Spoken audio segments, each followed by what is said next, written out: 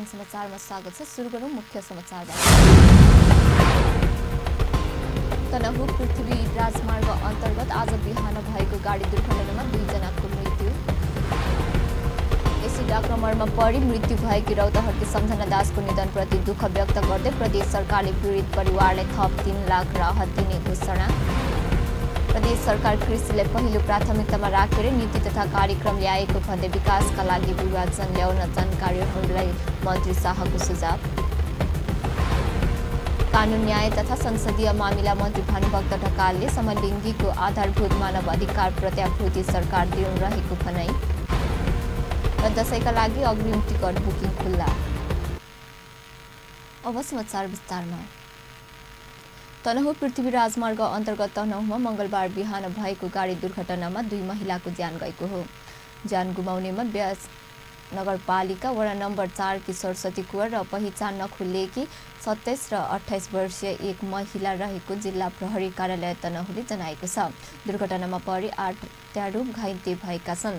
पोखराबाट दमौलीतर्फ आउँदै गरेको लु 1 ख 4194 नम्बरको बस र दमौलीबाट पोखरातर्फ जाँदै गरेको बाद 3 ख 4442 नम्बरको माइक्रो बस म्याग्दे 4 मनहिरीमा एक आपसमा ठक्कर खाएको हो। दुर्घटनामा परि माइक्रो चालक म्याग्देका तुलबहादुर विक र बस 2 निवासी विष्णुमाया बस्नेत गम्भीर घाइते भएका छन्। उनीहरूको गण्डकी मेडिकल कलेज पोखरामा उपचार भइरहेको छ। अन्य सामान्य घाइते भएका 6 त्यारूको दमौली अस्पतालमा उपचार भइरहेको छ। एसिड आक्रमणमा परि मृत्यु भएकी रौतहटकी चन्द्रनिग्रापुरकी 18 वर्षीय सम्झना दासको निधनप्रति दुःख व्यक्त गर्दै प्रदेश सरकारले पीडित परिवारलाई थप 3 लाख राहत दिने घोषणा गरेको छ। प्रदेश 2 का मुख्यमन्त्री लालबाबु राउतले आज आफ्नो अभिव्यक्ति सार्वजनिक गर्दै उपचाररत मृतककी बहिनी सुस्मिता दासको उपचार र मृतकको राहत स्वरूप बेटी बचाऊ बेटी पढाऊ योजनाबाट 3 लाख रकम दिने घोषणा गर्नुभएको हो। उहाँले एसिड आक्रमणबाट गम्भीर घाइते भएकी दिदी बहिनीको उपचारका लागि यस अघि नै प्रदेश सरकारले 1 लाख दिने निर्णय गरिसकेको जनाउँदै सम्झना दासको जीवन रक्षा गर्न नसकिएको प्रति दुःख व्यक्त गर्नुभएको छ। साथै उपचाररत 15 वर्षीय सुस्मिता दासको उपचारका लागि प्रदेश सरकार प्रतिबद्ध रहेको समेत उहाँले बताउनुभयो। यसैबीच मुख्यमन्त्री राउतले एसिड आक्रमणको छानबिन गरी दोषीमाथि कारबाही गर्न तथा भविष्यमा यस्ता घटना दोहोरिन नदिन आवश्यक उपाय तथा कानुनी राय सहित लिखित प्रतिवेदन 15 दिनभित्र पेश गर्न मुख्य न्यायाधिवक्ता दिपेन्द्र झालाई आवश्यक निर्देशन समेत दिनुभएको छ। चन्द्रनिगाहपुर वडा नम्बर 6 बजार टोलीका 18 वर्षीय सम्झना दास र उनकी 15 वर्षीय बहिनी सुस्मिता दासलाई भदौ 26 गते राति सुतिरहेको बेला छिमेकी रामबाबु पासवानले अनुहारमा तेजाब छापेर भागेका थिए। दिदी बहिनीको उपचार काठमाडौँमा भइरहेको थियो। उपचारका क्रममा उनीहरूलाई आर्थिक अभाव भएको थियो। तर केन्द्र सरकारले कुनै सहयोग नगरेको सम्झनाका बुवा जादुलाल दासको आरोप छ। प्रदेश 2 सरकारले सुरुमा 1 लाख सहयोग गरेको थियो। प्रदेश नम्बर 2 का भूमि सुधार कृषि वन तथा वातावरण मन्त्री शैलेन्द्र शाहले प्रदेश सरकार कृषि पहिलो प्राथमिकतामा राखेर नै नीति तथा कार्यक्रम ल्याएको भन्दै विकासका लागि विभाजन ल्याउन जानकारहरूलाई सुझाव दिएका छन्। राष्ट्रिय किसान आयोग काठमाडौँको आयोजनामा विनिमयमा आयोजित कृषि प्रसार अनुसन्धान विकास तथा किसान सम्बन्ध समस्या सम्बन्धी प्रदेश स्तरीय अन्तर्क्रिया कार्यक्रमलाई सम्बोधन गर्दै मन्त्री शाहले जारी आर्थिक वर्ष 2075-76 को नीति तथा कार्यक्रममा कृषि क्षेत्र पहिलो प्राथमिकतामा रहेकाले आकर्षक योजनाहरू लिएर आउन आग्रह गरेका छन्।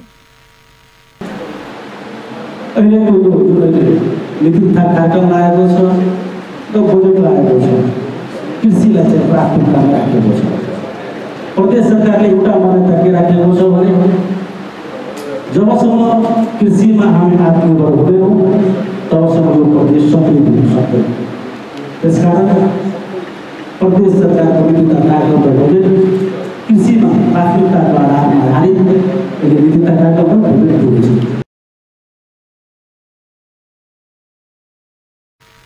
मन्त्री शाहले भाषण मात्र नभई दस्तावेजको रूपमा समेत उत्कृष्ट र परिणाममुखी कृषि विकासको योजना बनाउन समेत मधेसका कृषि जानकारहरूलाई आग्रह गरेका छन्।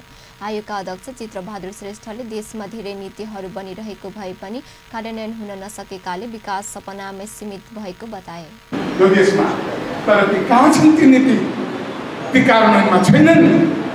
भएका नीति मात्रै कार्यान्वयन भएको भए आज नेपाली किसानहरूले, नेपाली जनताहरूले, यो राष्ट्रले यो अवस्था बिहोर्न पर्ने स्थिति हुँदैन। तपाईँ हामीले यो यतिखेर भन्नै पर्छ, यतिखेर तपाईँ हामी सबैले भन्न सक्नै पर्छ। त्यसरी मात्रै हामीले आफूले आफ्नो समीक्षा, हामीले आफूले समीक्षा, राष्ट्रको समीक्षा हामीले गर्नु पर्छ यो ठाउँमा उभिएर भन्ने मान्यताका साथ अहिले अगाडि बढेको छ। उनले आयोग किसानको मात्र नभई देशभक्त कर्मचारीहरूको समेत रहेको बताए। 2 दिनसम्म चल्ने कार्यक्रममा किसानका अगुवाहरूको बाक्लो उपस्थिति छ। अब समाचारमा केही बेर विश्रामपछि समाचारमा स्वागत छ। अब बाँकी समाचार। नेपाली कांग्रेसका नेता एवं नेपाल टेलिभिजनका पूर्व अध्यक्ष महेश दाहाल नेपाल कम्युनिस्ट पार्टी नेकपामा प्रवेश गर्नुभएको छ। नेपाल कम्युनिस्ट पार्टी नेकपाका अध्यक्ष पुष्पकमल दाहालले कांग्रेस नेता दाहाललाई मंगलबार बिहान धुमभारी स्थित पार्टी केन्द्रीय कार्यालयमा एक कार्यक्रमका बीच पार्टी प्रवेश गराउनु भएको हो। नेपाली कांग्रेसको युवा संगठन नेपाल तरुल दल, नेपाल विद्यार्थी संघ लगायतले भातृ संगठन केन्द्रीय नेतृत्वमा रहेर लामो समयसम्म काम गर्दै आउनु भएको दाहालले मुलुकको भविष्य निर्माण गर्न सक्ने पार्टी नेकपा मात्रै नभएको निष्कर्ष सहित आफू सो पार्टीमा प्रवेश गरेको बताउनुभयो। उहाँले आफू व्यक्तिगत स्वार्थका लागि भन्दा पनि देश र जनताको हितलाई केन्द्रमा राखेर नेकपामा प्रवेश गरेको पनि स्पष्ट पार्नुभयो। नेपाल 1 महिनाको लागि उहाँ कम्युनिस्ट पार्टीले खेलेको भूमिकाप्रति म सधैँ सकारात्मक र रचनात्मक भएको कारणले पनि अबको परिवर्तनलाई कम्युनिस्ट पार्टी अपरिहार्य छ भन्ने मेरो विश्वास हो। त्यसकारण मैले आजकै मितिमा आफू कम्युनिस्ट पार्टीमा प्रवेश गरेको छु र म जहाँ जुन दिनसम्म रहन्छु त्यहाँ म इमान्दारीका साथ लाग्नेछु। मैले कुनै जिम्मेवारी कुनै केही स्वार्थको लागि मैले पार्टी प्रवेश गरेको छैन। यदि मलाई पार्टीले आह्वान गर्यो भने म झाडु लगाएर पनि हरेक ठाउँमा बस्नको लागि म तयार छु। जुन जिम्मेवारी मलाई पार्टीले दिन्छ, जुन काम मलाई पार्टीले हराउनेछ, म इमान्दारीका साथ त्यो काम गर्ने प्रतिबद्धता पनि व्यक्त गर्छु। उहाँको सन्दर्भमा गर्नुपर्ने पार्टीको त्यो प्रक्रियाहरू पनि हामी पुर्याउँ। आजको यो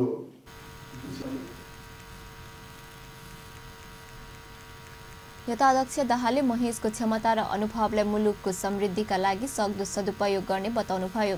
उहाँले संघीय लोकतान्त्रिक गणतन्त्रलाई संस्थागत गर्न महेशको बहुआयामिक व्यक्तित्वले सघाउ पुर्याउने विश्वास व्यक्त गर्दै उचित जिम्मेवारी दिने आश्वासन पनि दिनुभएको थियो।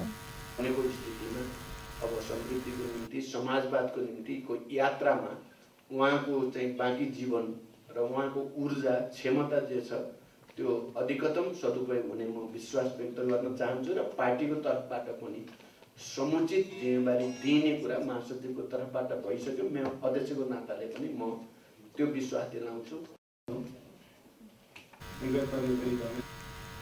पार्टी प्रवेश कार्यक्रममा अध्यक्ष दाहाल, महासचिव विष्णु पौडेल, नेताहरू अग्नि सापकोटा, कृष्ण गोपाल श्रेष्ठ लगायतको उपस्थिति रहेको थियो। कानून न्याय तथा संसदीय मामिला मन्त्री भानुभक्त ढकालले समलिङ्गीको आधारभूत मानवाधिकार प्रतिभूतिमा सरकार दृढ रहेको बताउनु भएको छ।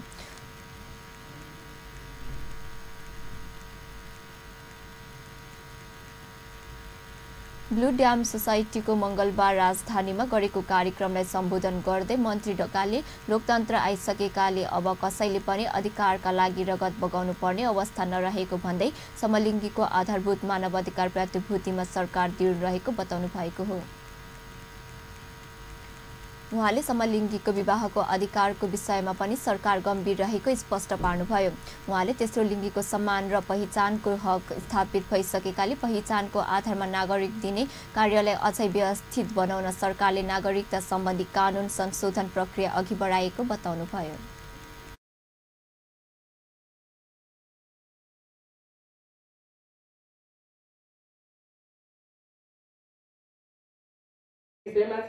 आजको हाम्रो तेस्रो लिङ्गीको सम्मान र पहिचानको हक स्थापित भइसकेको छ।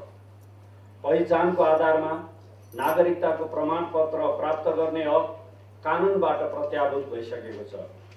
लैङ्गिक पहिचानको आधारमा नागरिकता दिने कार्यलाई अझै व्यवस्थित गर्न सरकारले नागरिकता सम्बन्धी विधेयक संसदमा छलफल र पारित हुने प्रक्रियामा पुर्याएको छ। लैङ्गिक पहिचानको आधारमा राहदानी दिने कार्य समेत कानुनबाट व्यवस्थित भइसकेको छ। समलिङ्गी विवाहको अधिकारको बारेमा जुन सरोकार र माग गर्नु भइरहेको छ, यसमा सरकारले गम्भीरतापूर्वक सुनिरहेको छ। समलिङ्गीको आधारभूत मानव अधिकारको सम्बन्धमा सरकार दृढ छ। यहाँहरूकै साथमा छ।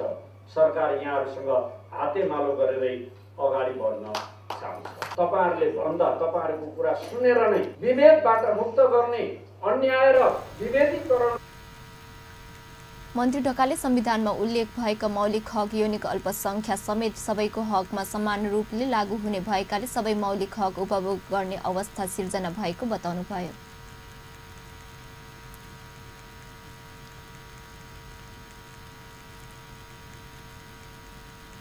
कार्यक्रममा यौनिक अल्पसंख्यकहरूले संविधानलाई लेखिएको कुरा आफूहरूको हकमा कार्यान्वयन नभएको तथा यौनिक तथा लैङ्गिक अल्पसंख्यक समुदायको कानुनी अधिकार खोसेर राज्यले आफूहरूमाथि राष्ट्रिय अन्याय गरेको गुनासो गरेका थिए।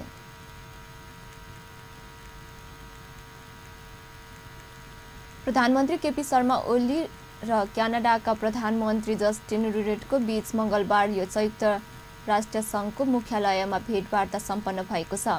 भेटवार्ता कार्यक्रममा प्रधानमन्त्री ओली र क्यानाडाका समकक्षी ट्रुडेटले दुई मुलुक बीच द्विपक्षीय परामर्श संयन्त्र स्थापना गर्ने बारे समझदारी पत्रमा हस्ताक्षर गर्नु भएको छ। यो समझदारी पत्रबाट दुई मुलुक बीचको सम्बन्धका आयाममा परामर्श गर्ने मार्ग खुल्ला भएको छ। समझदारी पत्रमा हस्ताक्षर गर्न अघि प्रधानमन्त्री ओली तथा क्यानाडाका समकक्षी ट्रुडेटो बीच छलफल भएको थियो। सो अवसरमा प्रधानमन्त्री ओलीले दुई मुलुक बीच सन् 1965 मा कूटनीतिक सम्बन्ध स्थापना भएपछि उच्च स्तर भेटवार्ता भएकोमा खुसी व्यक्त गर्दै नेपाल र नेपाली जनतालाई क्यानाडा सरकार र क्यानाडाका जनताका तर्फबाट प्राप्त सहयोग तथा भूकम्प पछिका समयका भएका सहयोग का लागि धन्यवाद दिनुभयो। क्यानाडाका प्रधानमन्त्री ट्रुडेटले प्रधानमन्त्री स्तरमा भेटवार्ता गर्न पाउँदा र गहिरो द्विपक्षीय सम्बन्ध स्थापना गर्न पाउँदा खुसी व्यक्त गर्नुभयो। संयुक्त राष्ट्र संघको महासभाको 73औं अधिवेशनमा भाग लिन दुवै मुलुकका प्रधानमन्त्री यहाँ आइपुग्नु भएको हो।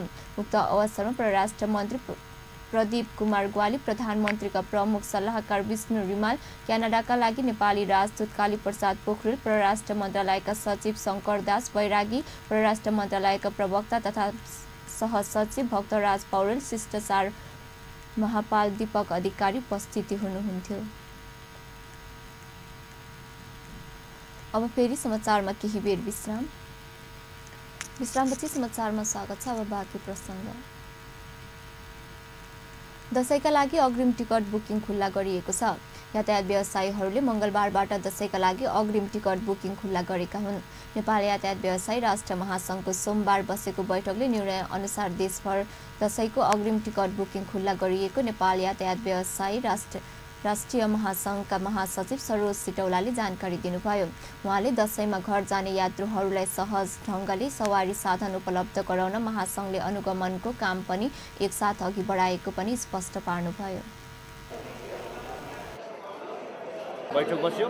आजबाट विधिवत रूपमा देशभरि नै मेची महाकाली जाने स्थानको टिकट बुकिङ काट्ने जो हिजो निर्णय भएको थियो, त्यो निर्णय पश्चात तपाईले हेरिहाल्नुभयो। सबै जनताहरू टिकट काट्ने स्थानमा आउनुभएको छ र हिजो महासंघको हिजोकै निर्णयले यो पेट्रोलियम पदार्थको मूल्य वृद्धि पश्चात 10% भाडा जो समायोजन गर्यो, त्यो समायोजनको पत्र पनि हिजै महासंघमा विभागबाट आयो र त्यसलाई पनि अनुमोदन गरेर हिजोकै दिनबाट 10% भाडा पनि देशैभरि लागू हुने गरी निर्णय भयो।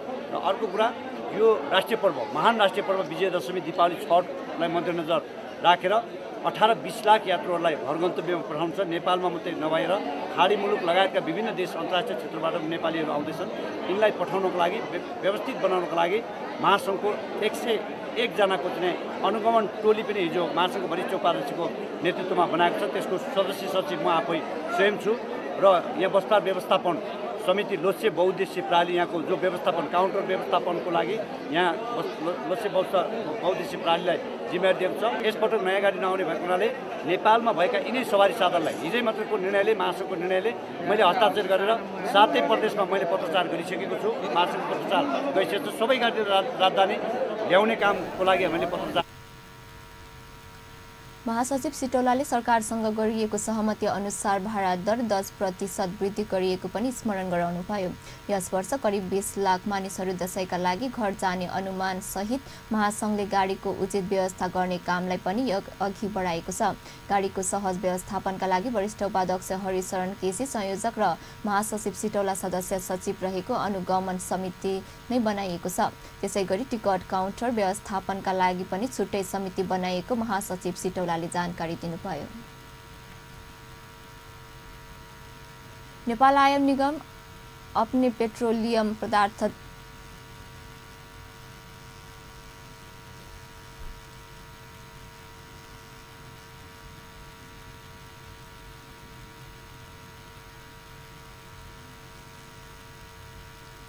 एक्काइसौं अन्तर्राष्ट्रिय बीमा सम्मेलन मंगलबारदेखि काठमाडौँमा सुरु भएको छ। अर्थमन्त्री डाक्टर युवराज खतिवड़ाले मंगलबार काठमाडौँमा 21औं अन्तर्राष्ट्रिय बीमा सम्मेलनको उद्घाटन गर्नुभएको हो। विकासशील राष्ट्रका बीमा र पुनर्बीमा कम्पनीहरूको संगठन AIRDCले सो सम्मेलन आयोजना गरेको हो। सम्मेलनको उद्घाटन गर्दै अर्थमन्त्री खतिवड़ाले बीमा क्षेत्रमा देखिएको जोखिम न्यूनीकरण गर्न सबै पक्षलाई लाग्न आह्वान गर्नुभयो। उहाँले प्रविधिको नयाँ प्रयोगसँगै बीमा क्षेत्रमा पनि चुनौती थपिएको उल्लेख गर्दै त्यसलाई सम्मान गरेर अघि बढ्न विकासशील राष्ट्रहरूबीच सहकार्य गरेर अघि बढ्नुपर्नेमा पनि जोड दिनुभयो। And Kathmandu results in low-income countries may tribes all over the world, and this is how we have been gathered today to see how we can better perform and minimize the insurable financial risk that arise in business. I think this conference will hold important discussions and come to a conclusion as to how we can better perform in terms of our changing dynamics of the society, economy, and the environment, also relating to climate change. Let me also cite another challenge that insurers might have been facing in the present day, because I never have been in this insurance industry. I am a growing financial integration. अर्थमन्त्री खतिवड़ाले नेपालले बीमा मार्फत जनतालाई सशक्त बनाएर गरिबी निवारण गर्ने कामलाई उच्च प्राथमिकतामा दिएको पनि स्पष्ट पार्नुभयो। उहाँले बीमा सेवाले सामाजिक आर्थिक रूपान्तरमा महत्त्वपूर्ण भूमिका निर्वाह गर्ने उल्लेख गर्दै त्यसका लागि आवश्यक नयाँ प्रविधिको प्रयोग गर्न ढिलाइ गर्न नहुनेमा पनि बताउनुभयो।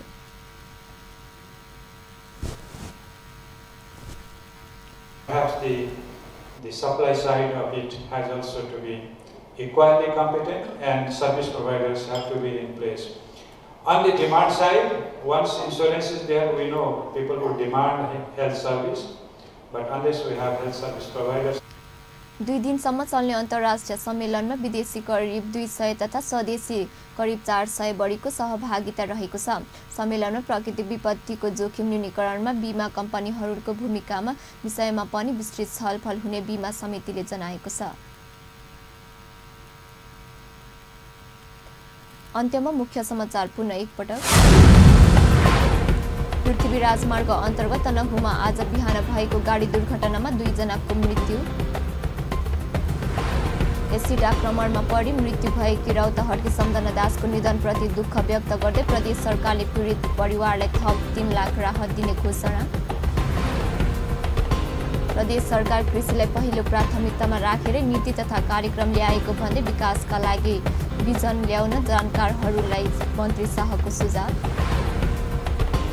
कानुन न्याय तथा संसदीय मामिला मन्त्री भानुभक्त ढकालले समलिङ्गीको आधारभूत मानव अधिकार प्रत्याभूति सरकार दृढ रहेको भनाइ र दशैंका लागि अग्रिम टिकट बुकिङ खुल्ला। हवस् त अहिलेलाई समाचार यति नै। पल पल खबर तेज नजर अपन टेलिभिजन हेर्दै गर्नुहोला। नमस्कार।